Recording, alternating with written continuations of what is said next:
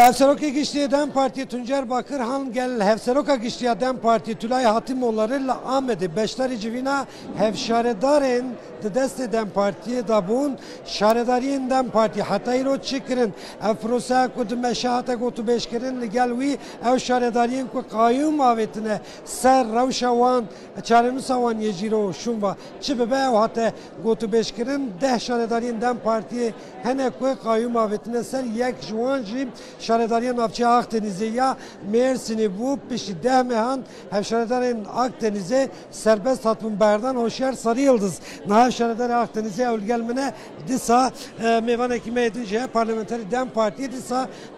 hevberdev ki giş diye rebebidin heremmi ez pera bağım ez beni. Derbasi becvera pişi dehmehan hungi haştın azadiya xwe prosek dimeşet daxwa sek ve Hevşaredariyen kayyum liserin baş ve verin vegerandın hesti teçinet xwazi çabın okuyun. Spas seride ez hemî temaşevanên ve slav dikim û dixwazim seride bêjim îro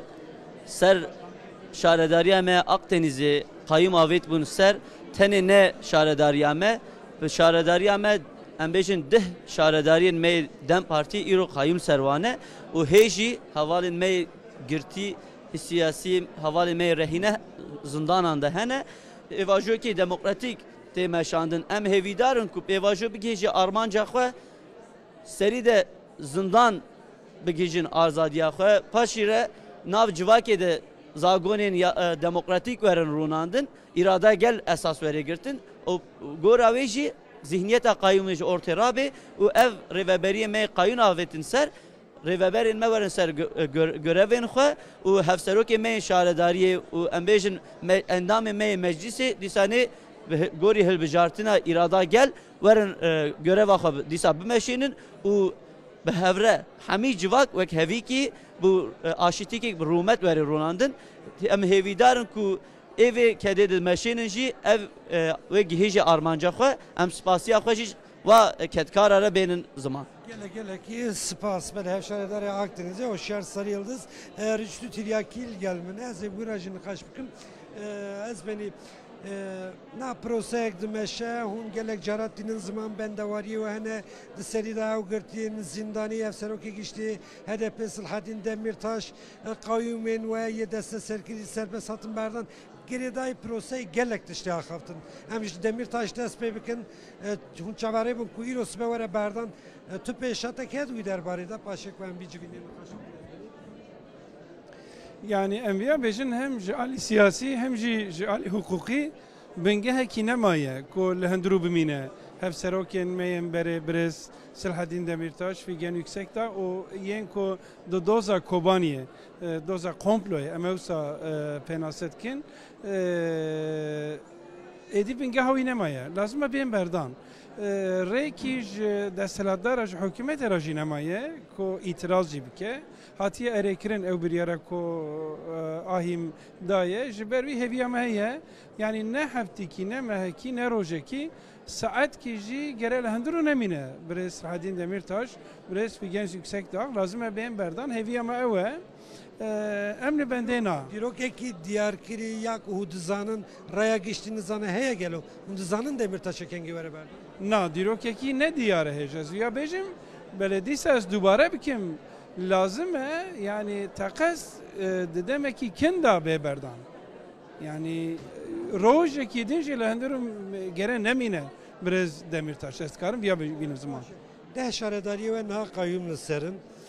daxwazekî zêde ya we heye hûn dibêjin ji bo ku ev prose bi selametî biçe serî yek weke ji şertên we jî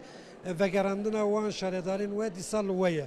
hêvî bendewariyekê el parlamentoyê bi desthilatê re gotûbêja vî tiştê tê kirin hûn bendene ku ew hemû şaredariyê we li we bên vegerandin yani em wek şert neynin ziman lêvelê yani proseyekî tê meşandin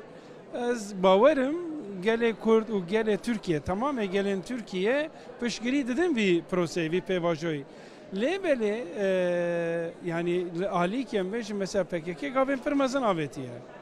خود داوی کریه فسح کریه کنگره جوان دیه پیدا devji çeka berdaya hem bir